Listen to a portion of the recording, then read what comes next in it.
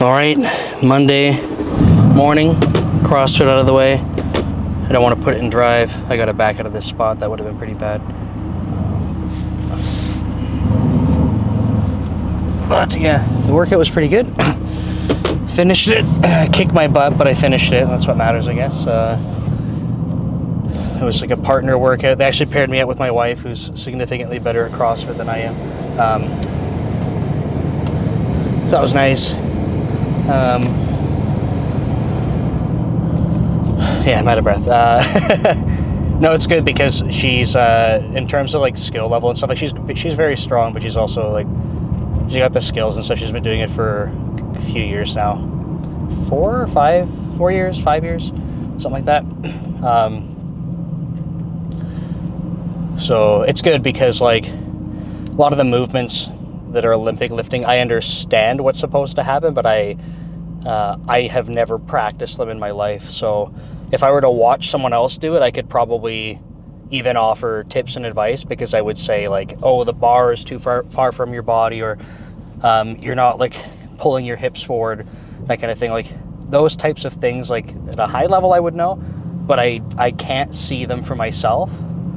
And then the other problem, for me at least, is that a lot of these things are kind of like, especially from a bodybuilding perspective, they're like cheating or like something you're not supposed to be doing, like for the core of your workout. And it's because when you're bodybuilding, you're basically trying to create as much effort for your muscles as possible. And for something like CrossFit,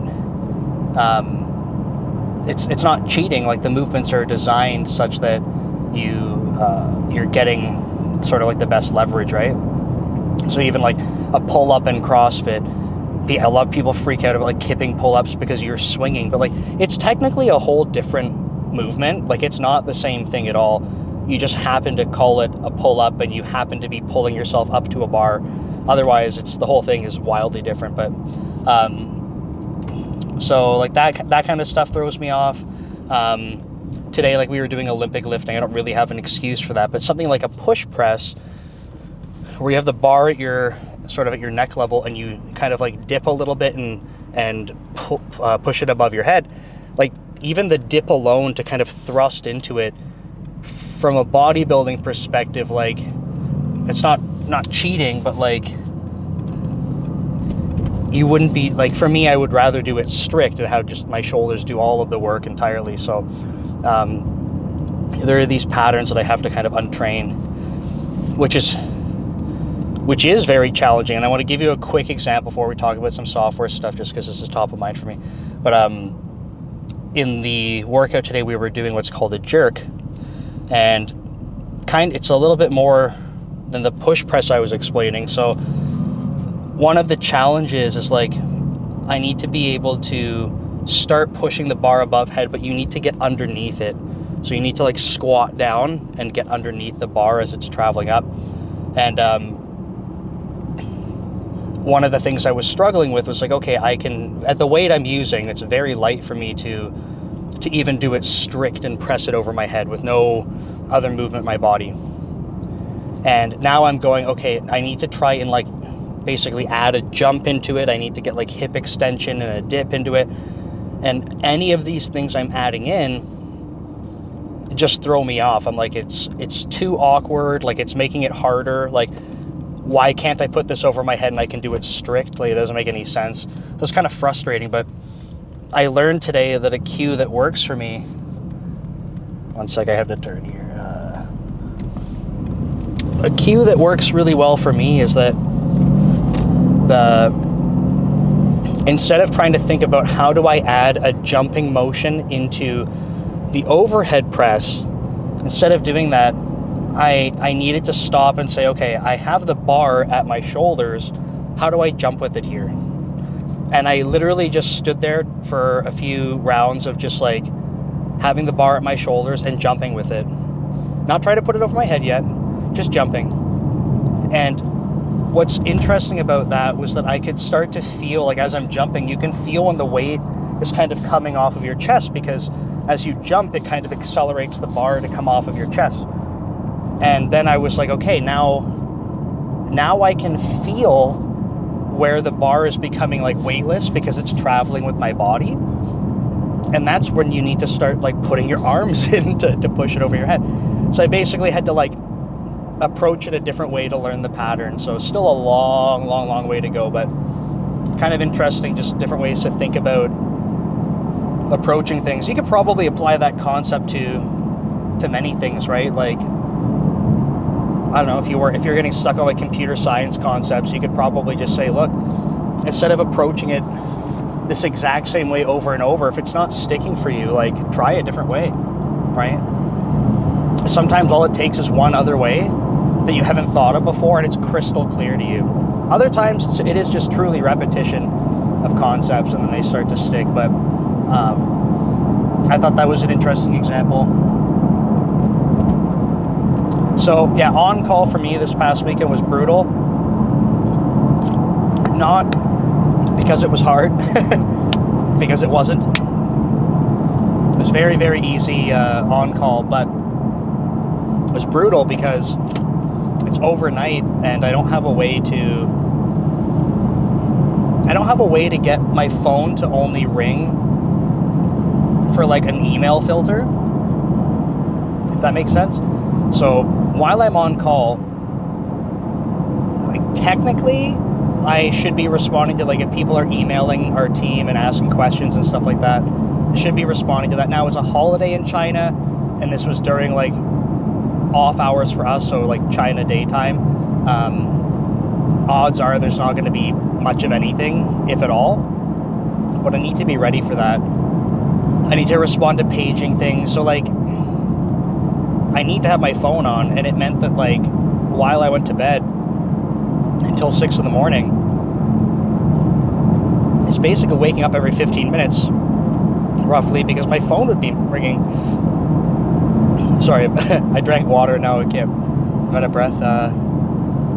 So it was really dumb because like it would wake me up like every 15 minutes roughly, and I'd check my phone and it's just like an email not related to like being paged or some incident or something. So I'm like, okay, back to sleep. So it meant that I had 2 nights in a row of like basically completely bullcrap sleep, just like nothing consistent. So I'm absolutely dead this morning.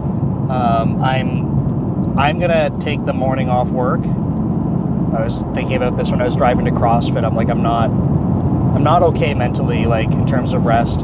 So I'm gonna take the morning off. I'm gonna go back to sleep when I get home, and I just have to let. It's kind of funny. I have a one-on-one meeting with the woman from my team who was also, I was her backup and she was my backup this weekend. So I had the same kind of thing going on, and I'm gonna feel bad if she's like, oh, I'm totally good to go. But I know that I'm personally not, and you know, if she messaged me, or like I should let her know actually when I tell her, you know, if you need to take the morning, please do. Usually for us, for on-call shifts, we get like a day in lieu. So if you take your on-call shift, you book a day, usually shortly after, where you can just take it off, because it's pretty stressful, especially if you're getting paged like outside of work hours and stuff. It's like you're just adding in extra work time. So yeah, they give us a day in lieu. Now for these ones, they didn't really talk about it because it's not a full on-call shift. It's just a couple nights. But given that they're literally nights at the opposite of our our normal schedule, and we also have discretionary time off. Like literally, this is the thing that's kind of weird, right? Like, let's use the person on my team as an example. She could tell me that she just wants to take the day off. That's fine.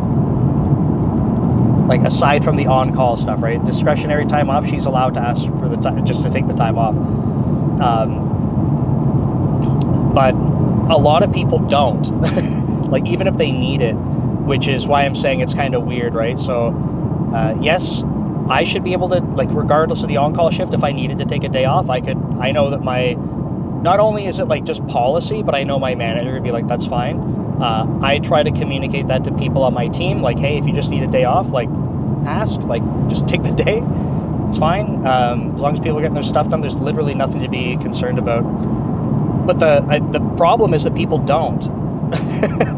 Right? It's I don't know. In my experience, I think it's kind of funny that when people talk about time off and stuff like that, from like a company policy perspective, everyone's like, oh, people are going to abuse all the time. They're just going to take like, half the year off by like taking vacations and stuff. And it's like, people aren't like that, man. I think in my entire career so far, which has been like 14 years so far, maybe one or two people I felt like abused time. And that's just like a hunch. I don't even have like evidence of that. It's just how it like seemed to be to me. Otherwise, like it's almost the exact opposite, where people are not taking enough time off. And that's another reason why with discretionary time off and stuff, a lot of people freak out because they're like, oh, this is just the company's way to like abuse employees more because they know they're not going to take the time. But the way I see it personally is like, I think discretionary time off is awesome. Like, I think that's a pretty amazing thing for a company to do. But, and there's a but, it takes everyone in management and leadership positions to remind people to take the time off. Because I feel like there's got to be stats on it, but anecdotally, I feel like people don't take enough time off in general. So I think it's up to management and leadership to be able to remind people, like, you need to be taking more time off, because otherwise what will happen is like, 8 months will go by in a year and someone hasn't taken any vacation. And it's like, it's not okay. And I say that as someone who used to, I still probably would, like, I don't take a lot of vacation, so I know what it's like, because I like to work, and I find that I'm busy, so it's like, it's hard to take vacation. So my wife is my forcing function for me to take vacation, which is great, because I'm very bad at it, and I can just rely on her being like, hey, we have a trip. Hey, I want to do this. And it's like, cool, like, put it in the calendar, I'll book the time off. But anyway, I'm going to let her know that we'll move our one-on-one till tomorrow. Which is fine. Like, I think people on my team were pretty flexible about, like, if we move one-on-ones like a day or something. I don't love doing it, but I don't like canceling them, because I think that's pretty unfair. It's unfair to people to not have the opportunity for conversation. But, the same thing, sometimes people are like, hey, like, they'll message me and they'll say, I don't have a lot to discuss in our one-on-one, but like, here's a couple of updates, like, we can probably save some time. And I'm not like opposed to that, right? Like, I don't want to like force people into what is this person doing? They're driving like 20 on the highway. It's amazing.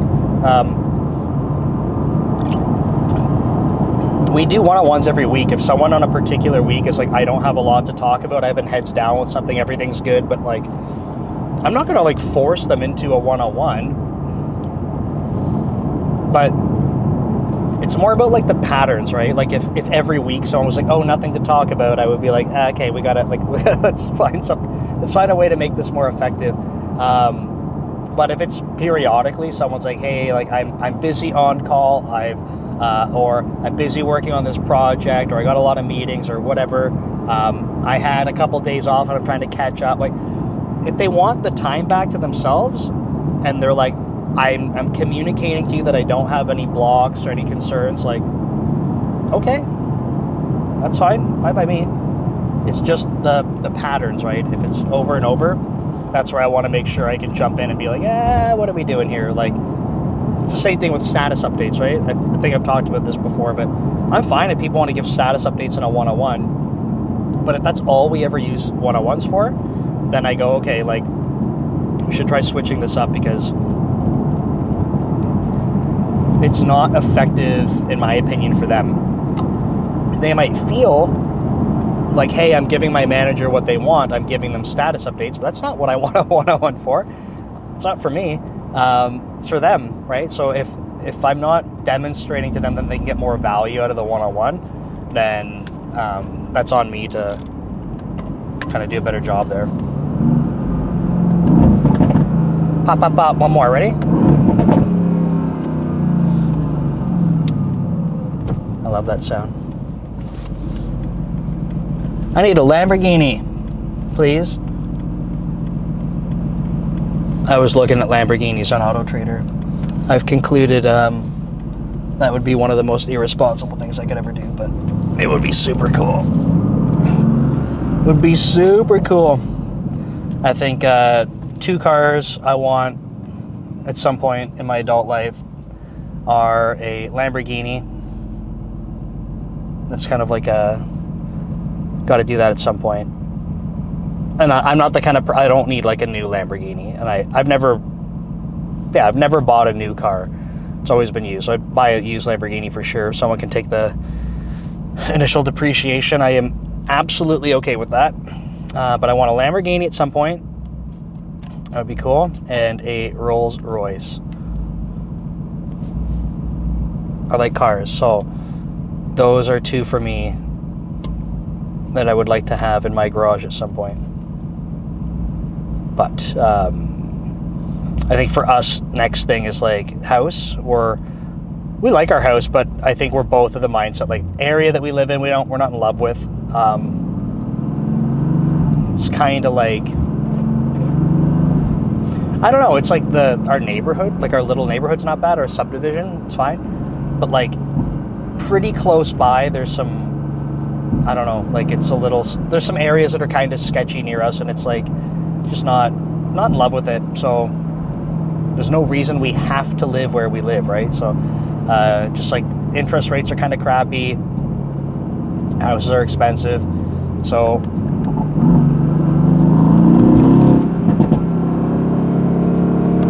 sorry, there's a Mercedes van that's like tailgating me. You're not gonna do that, pal. And he's doing it again. Look, he's coming up on the left. Look at this idiot. Get ready for an idiot. There he is.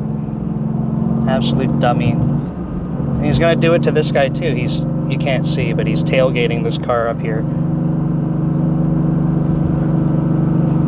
Some people are not fit for the road. Not this guy though. I'm fit for the road. But anyway, yeah, house is next for us. We want to kind of find an upgrade, I think, but it's challenging. I know this wasn't too much software engineering, but you're going to get 2 more videos today because I'm going to the office and coming back. So let me have this one, okay? The way that I like save money and stuff, like I put a bunch of money aside for like retirement, and I don't like touching it. So the problem that ends up happening is that when people talk about like their standard of living and stuff, so I have whatever income I have today, and whatever part of that is going away to investments. Like I like being able to grow investments because I'm like, hey, I want to be able to rely on that at some point down the road. So I absolutely focus on that, but it means that a decent chunk of my income is just like evaporating from my like our monthly spend, right? Like we can't go spend that money because it's in investment accounts. Technically I could move it, but I don't want to. So when we talk about getting a house and stuff, it's like the only way without touching investments and things like that is that my salary needs to go up dramatically.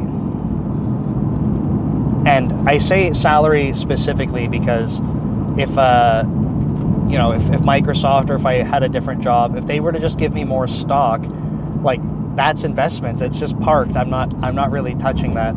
So I need my salary to go up so that I have more of a monthly spend, because I don't like getting rid of stock. Like again, that's an investment. I'm holding on to it. It's kind of a funny mindset thing. So for us to get a new house, the range you want to upgrade to, it's like 50% to 100% more mortgage,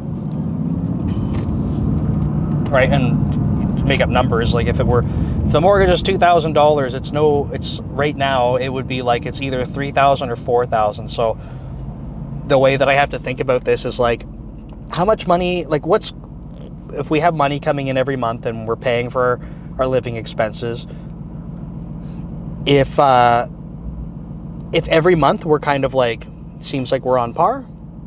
And when I say on par, like I said, the investment monies and stuff's already going away.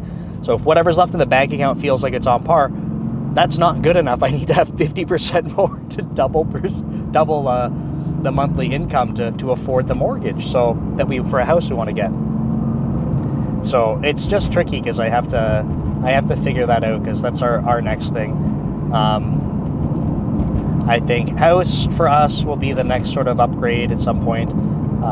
I know I'm not huge on vacations, my wife is, so making sure that I have disposable income for that. But beyond that, I would love a Lamborghini, but that's that's a long way out, I think. Who knows? Maybe I won't win the lottery. Maybe this channel will become so big and awesome that I'll drive around a Lamborghini instead of this car. This is a nice car, though. I like this car. It's not a Lamborghini, though. That's okay. That is okay. But Lamborghinis sound really nice. This car sounds pretty good, too. I've watched back a couple of the videos that go online, and it's like it's not as clear. I gotta get my TT fixed up, because I think you guys will enjoy it. It's pretty rowdy. It's so this car is an 8-cylinder twin turbo, so it sounds like kind of angry and kind of big. But the TT is like, it's a 5-cylinder, which is really weird, because like why why an odd number? But it's 5, and it's got a big turbo on it. And usually when you're in a car, like, you hear the exhaust, right? Like, that's the thing that you're listening to.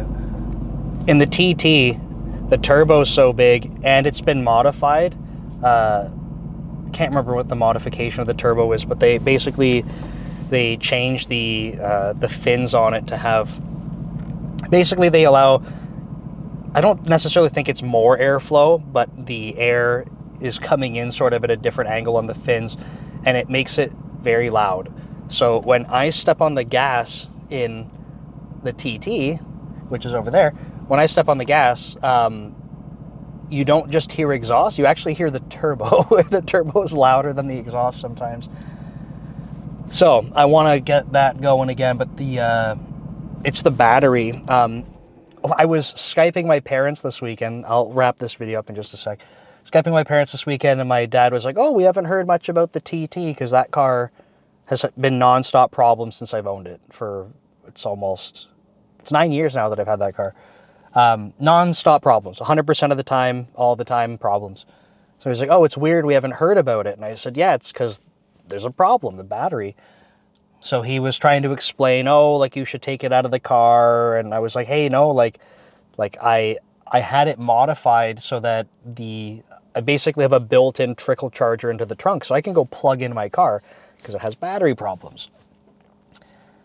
And he was like, oh, well, clearly it's draining the battery faster than the trickle charger is doing it. And I'm like, there's basically nothing left hooked up to that battery. Like, there's lights and stuff all over that car you can't see because they're not on.